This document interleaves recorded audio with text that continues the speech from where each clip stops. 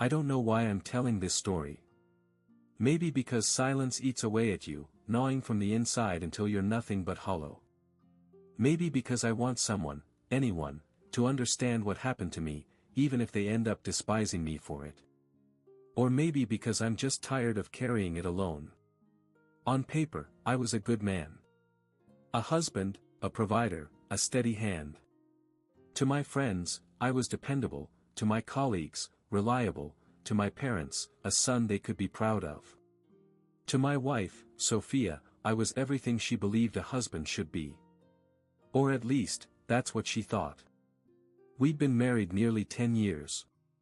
Sophia was the kind of woman who could light up a room without trying. She wasn't the loudest, or the flashiest, but she had a warmth that drew people in.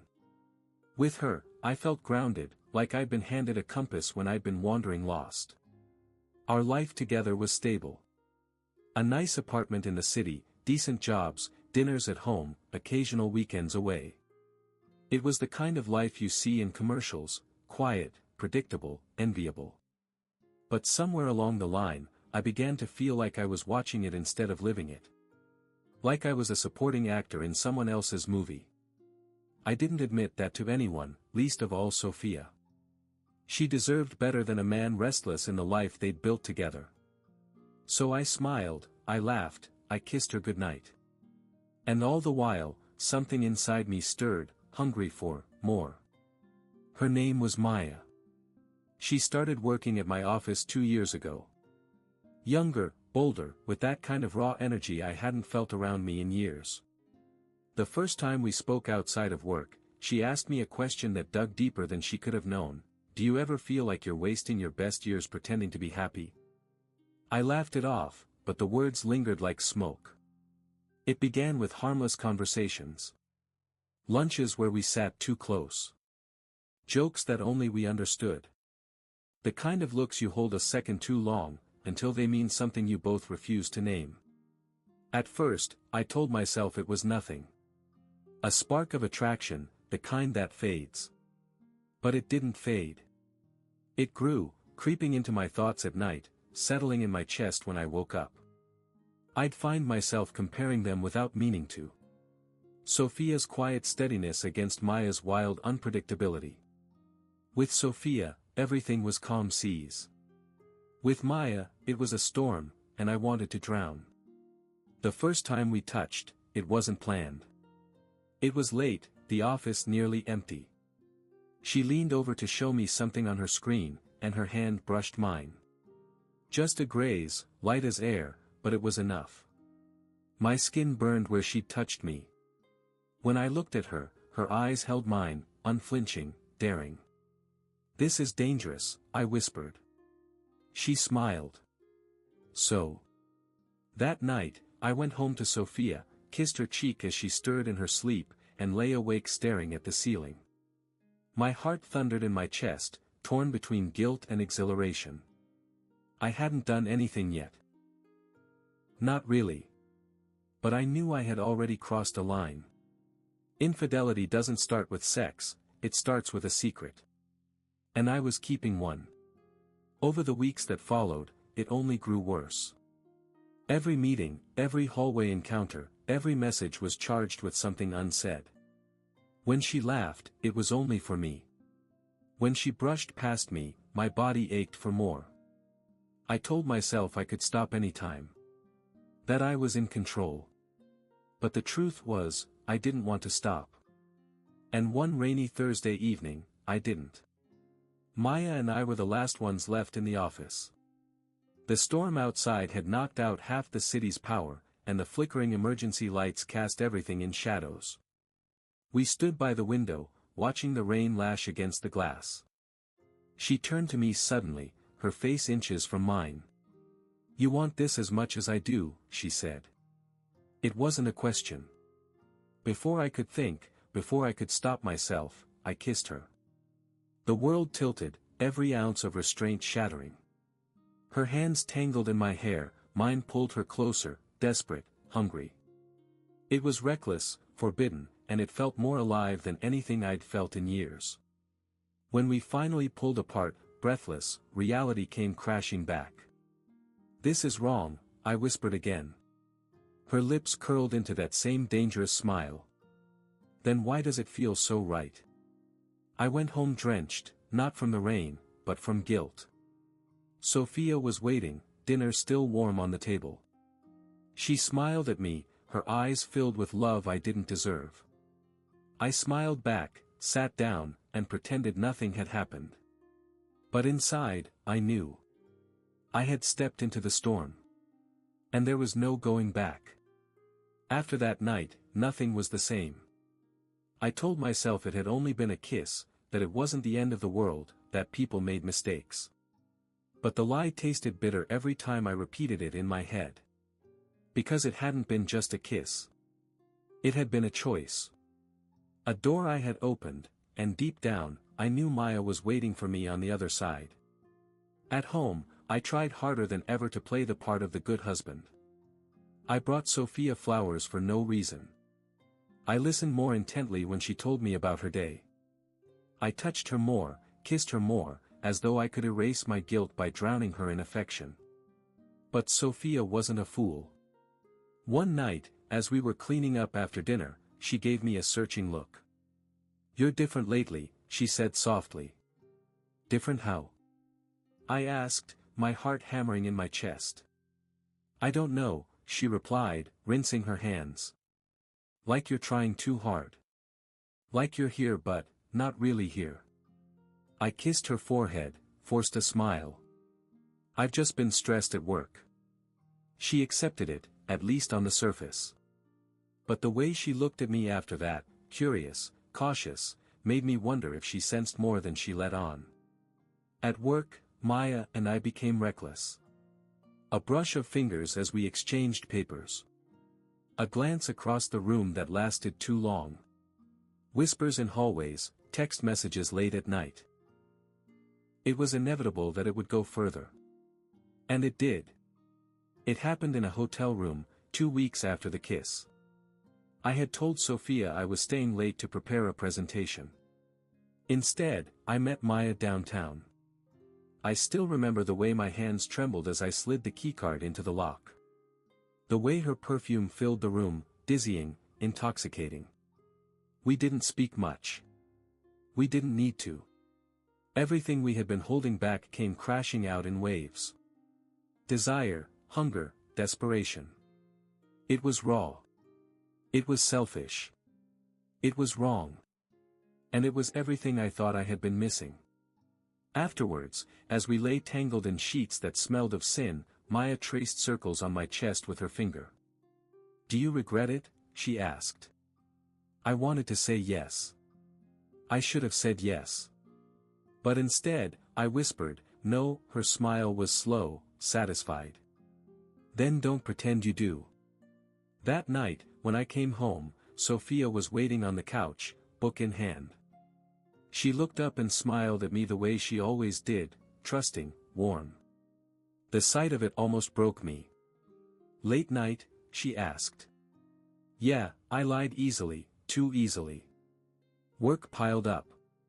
She nodded, setting her book aside. "I kept dinner warm for you." I sat across from her, eating the meal she had carefully prepared, listening to her chatter about her day, all while the taste of Maya still lingered on my lips. The guilt was unbearable, and yet, the next time Maya called, I went to her. Again, and again. It became an addiction. The more I tried to resist, the more I craved her. She made me feel alive, wanted in a way I hadn't felt in years. With her, there were no routines, no responsibilities, just fire and chaos. But it came at a cost. Sophia began to notice the late nights, the distracted glances, the way I kept my phone close to me at all times. One evening, as I stepped out of the shower, she was sitting on the bed, my phone in her hand. "Who's Maya?" she asked quietly. My heart stopped. For a moment, the world blurred. "She's just a colleague," I stammered. Sophia looked at me for a long time, her eyes unreadable. Then she handed me back the phone. "You've been distant, Alex. I can feel it. Please, don't lie to me." Her voice cracked on the last words, and I hated myself more than I ever thought possible. I promised her there was nothing going on. I swore it. She wanted to believe me, I could see it in her face. She clung to my words like a drowning person clutching driftwood. And I let her. But even as I held her that night, whispering empty reassurances, part of me was already thinking of Maya. I told myself I could manage it.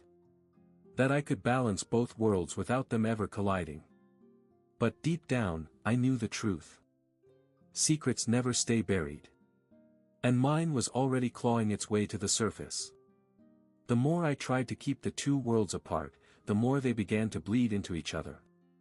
With Sophia, I became cautious, overcompensating with small gestures, acting as though everything was normal.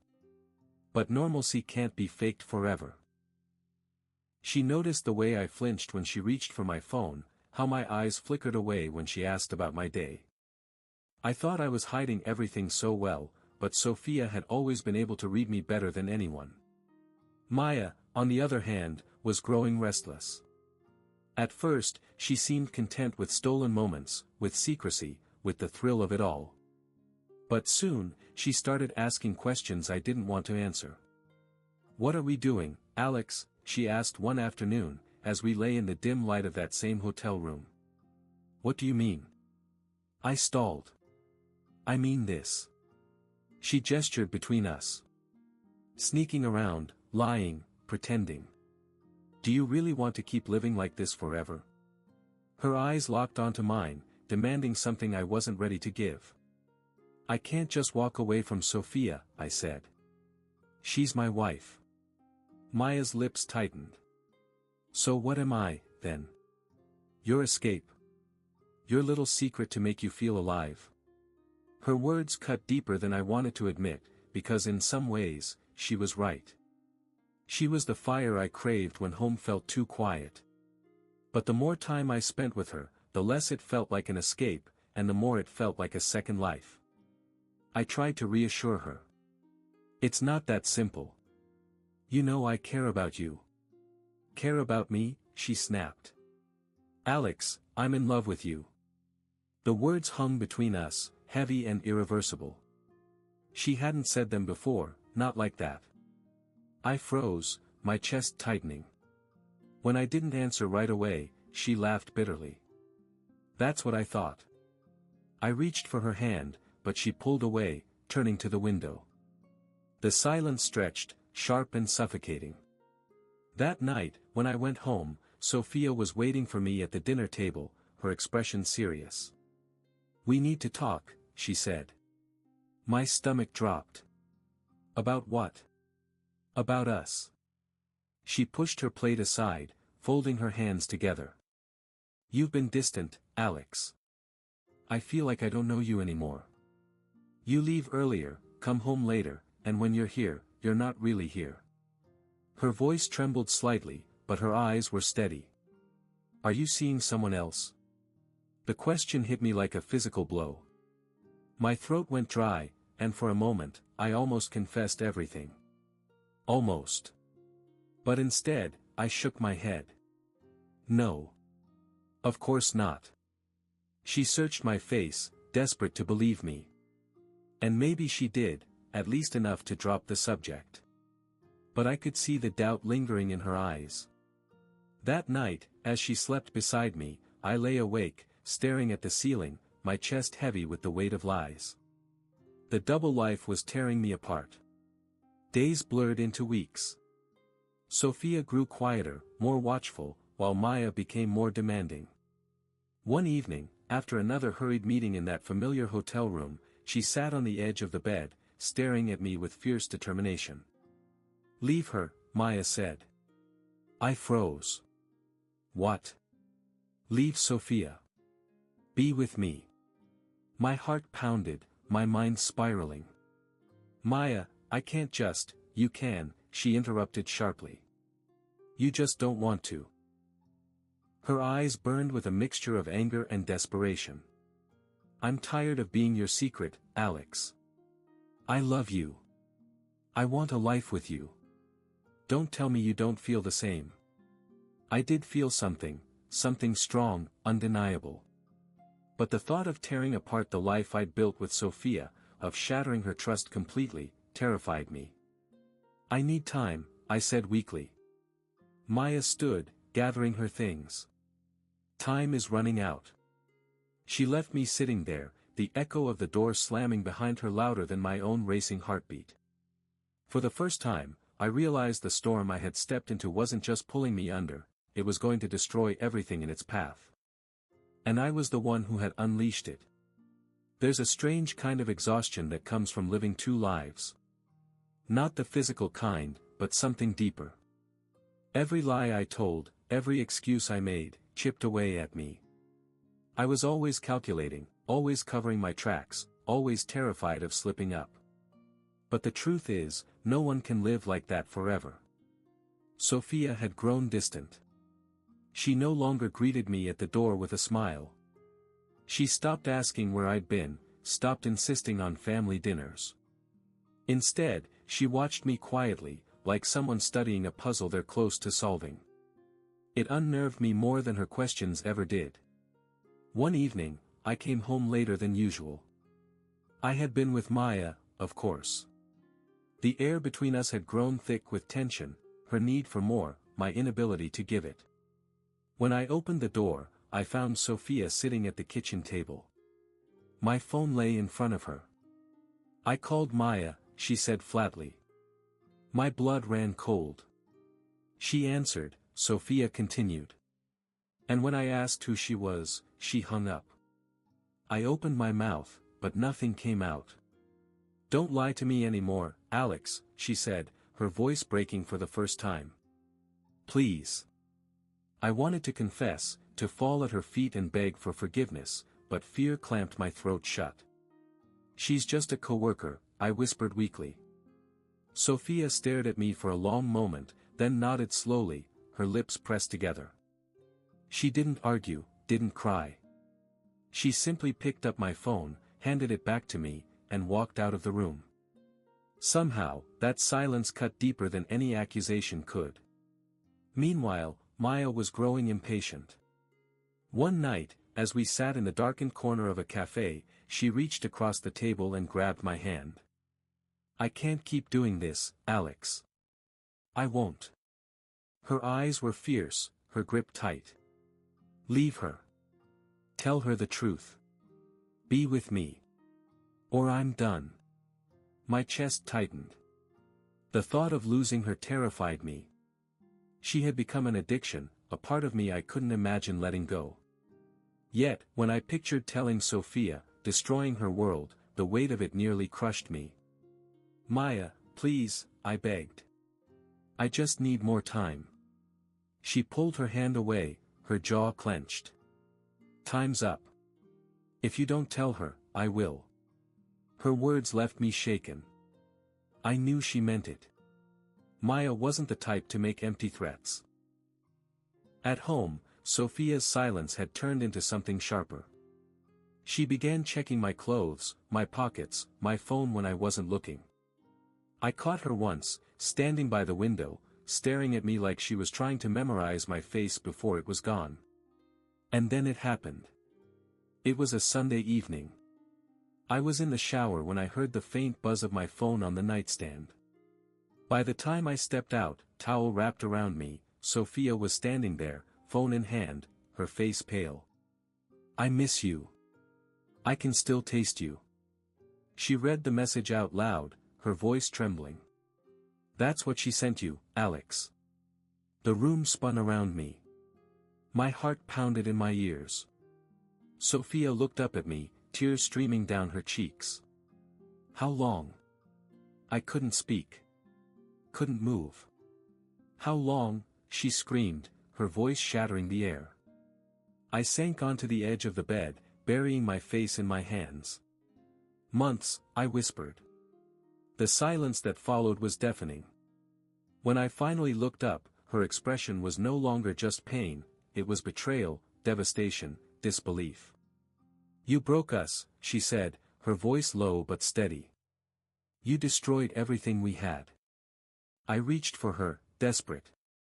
"Sophia, please," but she stepped back, shaking her head. "Don't touch me." She left the room, slamming the door behind her, and for the first time since this began, I truly felt the weight of what I had done. Maya had given me fire. But Sophia had been my home. And now, both were slipping away from me. After Sophia discovered the message, the house became a battlefield of silence. She moved through the rooms without looking at me, her presence cold, her voice clipped whenever she had to speak. Nights that once felt warm now felt suffocating, filled with the weight of everything unsaid. I tried to apologize. God knows I tried. But the words always sounded hollow, too small compared to the wound I had carved into her. I made a mistake, I told her one evening, standing in the doorway of our bedroom while she folded clothes with mechanical precision. "A mistake," she repeated, not looking up. "A mistake is forgetting to buy milk. What you did, that was a choice." Her words pierced through me, leaving nothing but shame. Meanwhile, Maya pressed harder. She called constantly, demanding updates, demanding action. "Did you tell her you're leaving?" she asked one night, her voice sharp. I told her the truth, I admitted. "And what happens now?" "I don't know." Maya's silence was dangerous.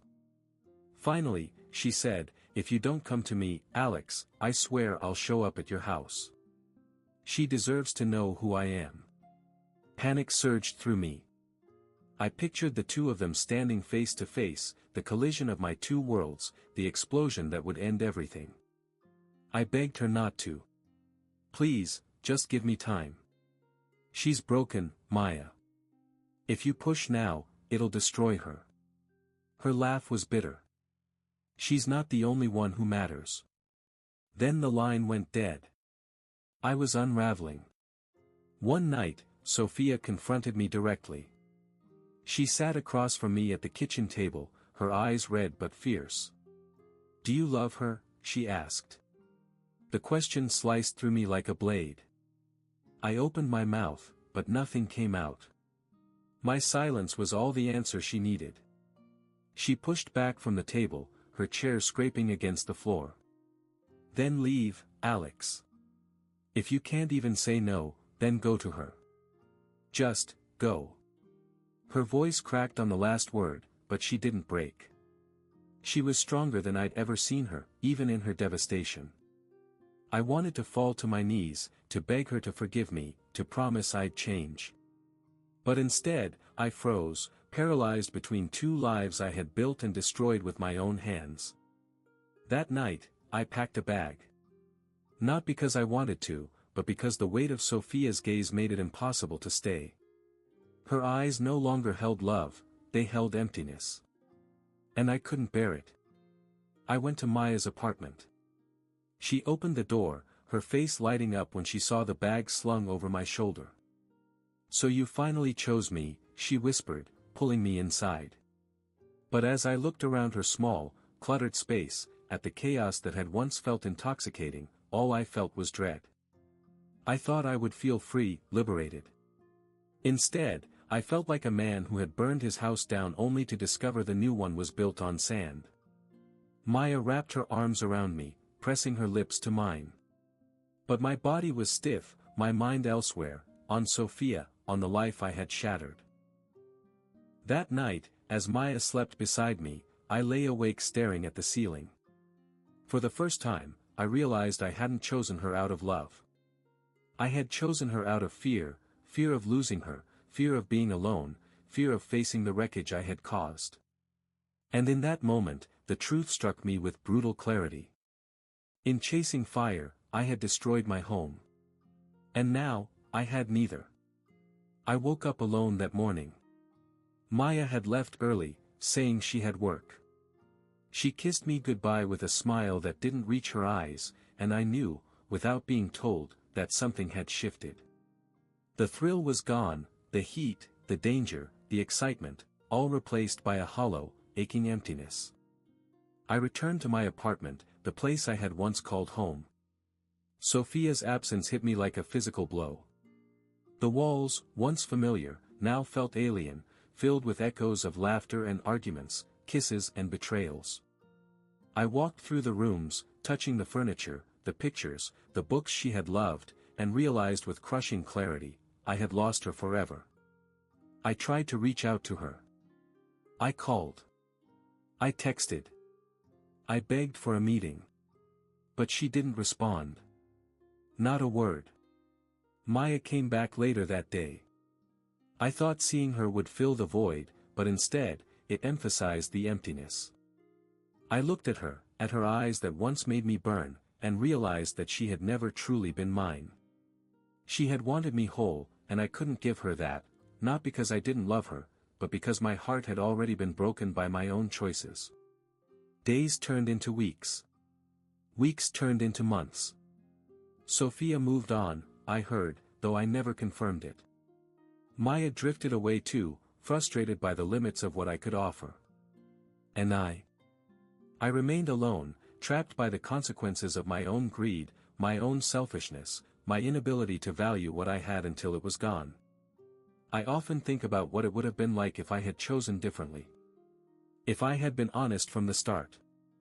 If I had fought to stay with Sophia instead of chasing a fleeting thrill. But those are just fantasies now, ghosts that haunt the edges of my mind.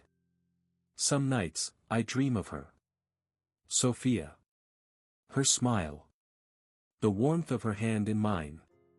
And I wake with tears on my pillow, mourning not just her, but the man I once was, or could have been. Love, I've learned, is not a game to be won or a fire to be chased. It is fragile. It is patient.